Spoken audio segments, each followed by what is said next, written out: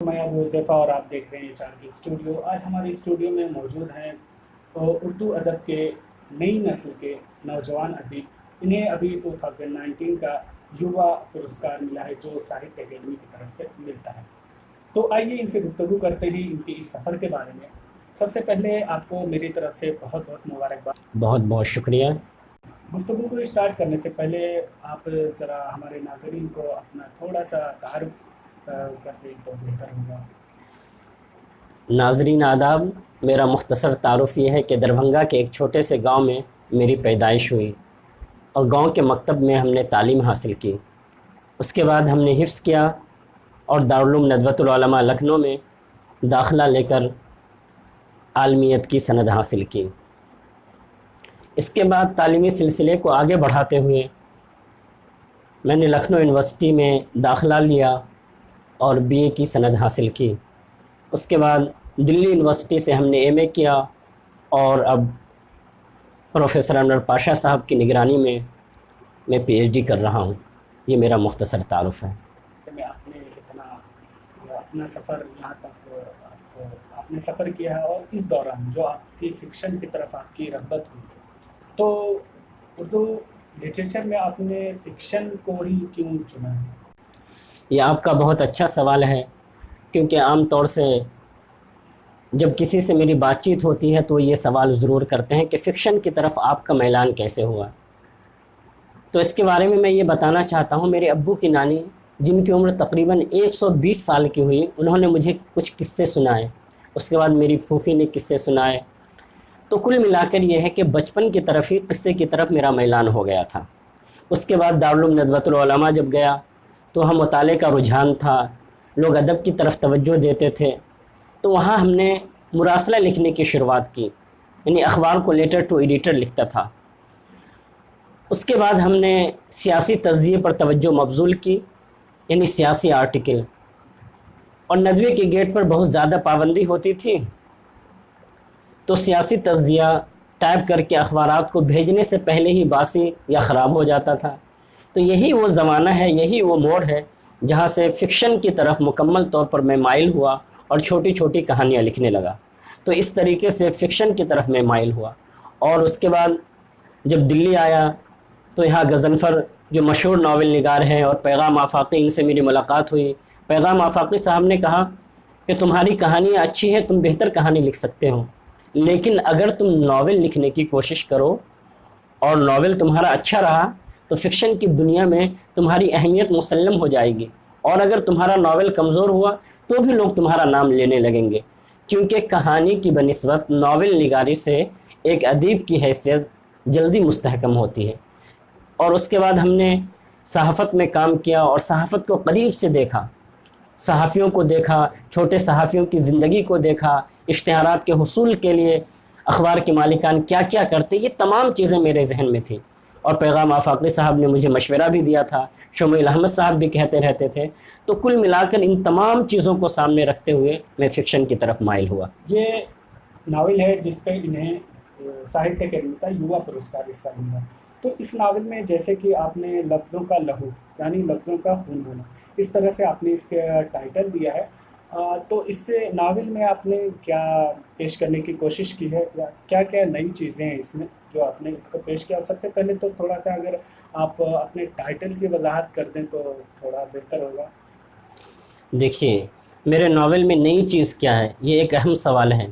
अगर एक तख्लीक कार ख़ुद अपने नावल की वजाहत करने लगे तो बहुत बेहतर बात नहीं हो सकती है, लेकिन इतना ज़रूर कहा जा सकता है कि हमने अपने नावल में सहाफ़त को बहुत करीब से देखने की कोशिश की है, और साथ ही साथ औरत की नफ्सियात को। और इस नावल में औरत क्यों आई? कि वो एक सहाफ़ी की बीवी है।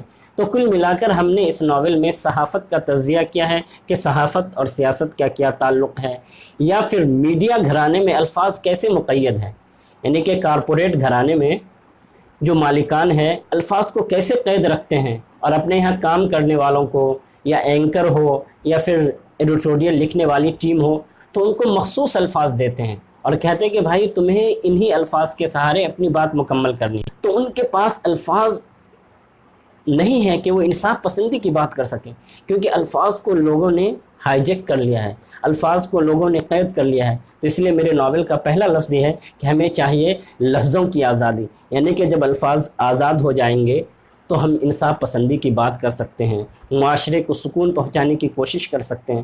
تو اسی طریقے سے ہم نے اپنے ناول کا نام لفظوں کا لہو رکھا، یعنی کہ لوگوں نے لفظوں کا لہو بہا دیا ہے. یہی وجہ ہے کہ آج انصاف پسندی کا منظرنامہ ہمارے سامنے نہیں آ رہا ہے. ابھی آپ کو یوا پرسکار مل چکا ہے اور اردو کی نئی نسل میں آپ پوری طرح سے مشہور ہو چکے ہیں. کچھ ادیبوں کے بارے میں پڑھ رہا تھا تو اس میں بھی انہوں نے آپ کا نام لیا ہے اور سیمیناروں میں بھی آپ کے نام سنتے رہتے ہیں. آپ کو ابھی نئی نسل میں فکشن کے حوالے سے، فکشن جیسے آپ نے ناول لکھا ہے، شارٹ اسٹوری، اس میں نئی نسل میں کتنی امنگ دکھ رہی ہے آپ کو؟ کتنے لوگ آ رہے ہیں اور ان کے ناول یا افسانے کس طرح سے ہیں اور کس کس ٹاپک پہ لکھ رہے ہیں؟ 21ویں صدی کے متعلق یہ کہا جاتا ہے کہ یہ فکشن کی صدی ہے، اور ایک رپورٹ بھی سامنے آئی ہے کہ مقابلہ جاتی امتحانات کی کتابوں کے بعد سب سے زیادہ اگر کسی کتاب کی فروخت ہوتی ہے تو ناول کی. اور رہی بات اردو میں ناول نگاری کی اور خصوصاً نوجوان نسلوں کی ناول نگاری کی، ناول نگاری کی سمت و رفتار بہتر ہے. ایک چھوٹی سی مثال یہ ہو سکتی ہے کہ کل 18 برسوں میں تقریباً اردو میں 130 ناولوں کی اشاعت ہوئی. اب ظاہر سی بات ہے کہ 130 ناولوں کی اشاعت کے بعد ہم یہ کہہ سکتے ہیں کہ اردو میں بھی ناول نگاری کی سمت و رفتار بہتر ہے اور اچھے ناول لکھے جا رہے ہیں. اور جہاں تک رہی نئی نسل کی بات، نئی نسل یعنی تازہ کار نسل، جس نسل سے میرا تعلق ہے، اس نسل میں بھی کئی ایسے نوجوان ہیں جو مسلسل لکھ رہے ہیں. ناول کی بات کریں تو عمران عاقف خان نے بھی ناول لکھا ہے، اسی طریقے سے سفینہ بیگم نے بھی ناول لکھا ہے. سفینہ بیگم کا ناول بہت اچھا ہے، ان کا اسلوب بہت اچھا ہے. اسی طریقے سے اگر افسانہ نگاری کی بات کریں تو ڈاکٹر مستمر، ذاکر فیضی، شہناز رحمان، صدف اقبال، حنیف خان، نورین خان، تو اسی طریقے سے کئی نام ہو سکتے ہیں کہ جو مسلسل لکھ رہے ہیں، اور ان سے امید کی جا سکتی ہے کہ 21ویں صدی میں اچھے اچھے ناول، اچھی اچھی کہانیاں اردو کو دیں گے. سنا ہے کہ آپ نے جو یوا پرسکار میں جو رقم ملتی ہے اس کو آپ نے مدرسے کے لیے گفٹ کیا ہے، مدرسے کو ایز اے تحفہ دیا ہے، تو اس کے پیچھے کیا راز ہے؟ جی، پہلی بات یہ ہے کہ ہم نے مدرسے میں قلم پکڑنا سیکھا ہے، مدرسے میں میری آبیاری ہوئی ہے، مدرسے میں رہ کر فکری صلاحیت میری بلند ہوئی ہے، اور مدرسے میں ہم نے لکھنا پڑھنا سیکھا ہے. اور عام طور سے مدرسے کو لوگ نظر انداز کرتے ہیں، لیکن حقیقت یہ ہے کہ اردو کے فروغ میں مدارس کا ہی کردار ہے. ہر دور میں اہل مدارس نے اردو کو فروغ دینے کی کوشش کی ہے.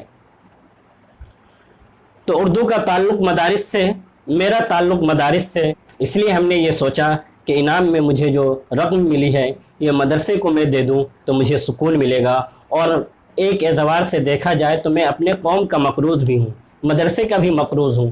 مدرسے کا یہ قرض میں کبھی مکمل نہیں کر سکتا ہوں، کیونکہ جس طریقے سے ماں کے دودھ کا حق ادا نہیں کیا جا سکتا ہے، اسی طریقے سے مدرسے میں جو میری تربیت ہوئی، مدرسے میں جو میری فکری سطح بلند ہوئی، تو اس کا بھی حق کبھی بھی ادا نہیں کیا جا سکتا ہے. میرے لیے بہت خوشی کا لمحہ تھا، اور ہم نے سوچا اس خوشی کے لمحے میں مدارس کو ایک اچھی طریقے سے شامل کیا جائے تو بہت بہتر رہے گا. تو اس لیے ہم نے یہ فیصلہ کیا. یوا پرسکار جہاں پہ آپ کو ملا ہے، جس جگہ پہ ملا ہے، اس کے بارے میں تھوڑا سا کہ وہاں کا کیا ماحول ہوتا ہے، کیونکہ جو لوگ ابھی کوشش کر رہے ہوں کہ وہ بھی ناول لکھ رہے ہیں اور انہیں بھی اس طرح کے انعام سے نوازا جائے، تو وہاں پہ کس طرح کا ماحول ہوتا ہے؟ آپ کے کیا ایکسپیرینس رہے، تھوڑا سا وہ آپ شیئر کر سکتے ہیں؟ دیکھیے، ساہتیہ اکیڈمی بہت ہی محترم ادارہ ہے، اور جہاں تک انعام کا تعلق ہے تو ساہتیہ اکیڈمی براہ راست رائٹر سے رابطہ نہیں کرتی ہے، بلکہ وہ جائزہ لیتی ہے، ہر زبان کے ادیبوں سے رابطہ کرتی ہے اور ان سے رائے لیتی ہے کہ بھائی ہمیں کسی نوجوان کو نوازنا ہے، کسی نوجوان کو ایوارڈ دینا ہے، تو کچھ نام آپ بتائیے. تو اس طریقے سے ساہتیہ اکیڈمی لوگوں سے پوچھتی ہے، کتابیں بھی جمع کرواتی ہے، پبلشر سے نام منگواتی ہے. اس وقت کئی مرحلے ہوتے ہیں. ایک مرحلہ وہ ہوتا ہے جب کتاب کی لسٹ تیار ہوتی ہے، اس کے بعد لسٹ مختصر کی جاتی ہے، اس کے بعد کچھ لوگوں سے رائے لی جاتی ہے، اس کے بعد ایک ریویو ٹیم تیار کی جاتی ہے، اس کے بعد جیوری ممبران بیٹھتے ہیں اور اس کے بعد فیصلہ کرتے ہیں. تو کل ملا کر ایک لمبا مرحلہ ہوتا ہے, ایک لمبا سلسلہ ہوتا ہے, جس کو عبور کرنے کے بعد, جس کو پار کرنے کے بعد ہم اس انعام سے نوازے جاتے ہیں, یہ انعام ہمیں ملتا ہے. اور ظاہر سی بات ہے کہ ساہتیہ اکیڈمی ایک معتبر ادارہ ہے, اس کے کام کرنے کا طریقہ, سلیکشن کا طریقہ بھی بہت منفرد ہے. اور ظاہر سی بات ہے کہ جو بہتر لکھ رہا ہو تو وہ لوگوں کے سامنے بھی آتے ہیں. جس طریقے سے ابھی آپ نے کہا کہ میرے ناولوں کا تذکرہ کئی جگہ ہوا, تو اسی طریقے سے جب تذکرے ہوتے ہیں, کلیدی خطبے میں تذکرہ ہوتا ہے, انٹرویو میں ناولوں کا یا کتابوں کا نام لیا جاتا ہے, تو اس طریقے سے ایک لکھنے والے کا حوصلہ بھی بڑھتا ہے. اور جو بڑے ادارے ہیں, محترم اکیڈمیاں ہیں, ان تمام لوگوں کی نگاہ میں بھی کتاب آتی ہے اور اس طریقے سے انعام دیا جاتا ہے. اور انعام کوئی بہت بڑی بات نہیں ہے. ایک لکھنے والے کا سب سے بڑا سرمایہ یہ ہے کہ اس کے قارئین اس سے کتنی محبت کرتے ہیں, اس کے قارئین اس کو کس طریقے سے چاہتے ہیں. میں اپنے بارے میں بتا دوں کہ ہمیں ایسے ایسے قارئین بھی ملے کہ جنہوں نے 2 بجے رات میں فون کر کے مبارکباد دی, اور انہوں نے کہا کہ اگر میں ابھی مبارکباد نہیں دیتا یا اگر ابھی میں مبارکباد نہیں دیتی تو میری مبارکبادی میں وہ جوش نہیں ہوتا کہ جس جوش کے ساتھ ہم نے ناول مکمل کیا. اور میرا شوق تھا اور میں چاہتا تھا کہ فوراً میں آپ سے بات کروں. تو میرے حصے میں ایسے قارئین بھی آئے ہیں, ایسے قارئین کو میں سلام کرتا ہوں. اپنے قارئین سے کیا کہہ سکتا ہوں, بس اپنی نوجوان نسل یعنی تازہ کار نسل سے میں مخاطب ہوں, اور ان سے میں یہی کہنا چاہتا ہوں کہ آپ لکھیے, آپ کی ضرورت ہے, آپ کے فکشن کی ضرورت ہے, آپ کی تنقید کی ضرورت ہے. اردو کو اب آپ جیسے لوگوں کا ہی سہارا ملنا چاہیے. آپ کے سہارے کے بغیر اردو آگے نہیں جا سکتی ہے. اور ساتھ ہی ساتھ میں یہ بھی ایڈ کرنا چاہتا ہوں کہ جو معاصر فکشن میں جو لوگ ہیں, معاصر ادب میں جن کا نام بلند ہے, انہیں بھی چاہیے کہ ہم جیسے لوگوں کی رہنمائی فرمائیں, ساتھ ہی ساتھ اصلاح کو بھی سامنے رکھتے ہوئے ہم سے بات چیت کریں. ہر ایک چیز پر ناقدانہ نظر ڈالنا ضروری نہیں ہے. ہر چیز پر ناقدانہ نظر ڈال کر آپ نوجوان نسل کی ہمت افزائی نہیں کر سکتے ہیں. ناقدانہ نظر کے ساتھ ساتھ اصلاح پسندی کو بھی آپ سامنے رکھیں تاکہ تازہ کار نسل کے نوجوانوں کو ایک ہمت مل سکے. شکریہ, آپ تمام احباب کا شکریہ. یہ تھے سلمان عبدالصمد جو آج ہمارے اسٹوڈیو میں آئے تھے, اور ہم نے انہیں یووا پرسکار کے حوالے سے ان کی رائے جاننے کی کوشش کی. بہت بہت شکریہ.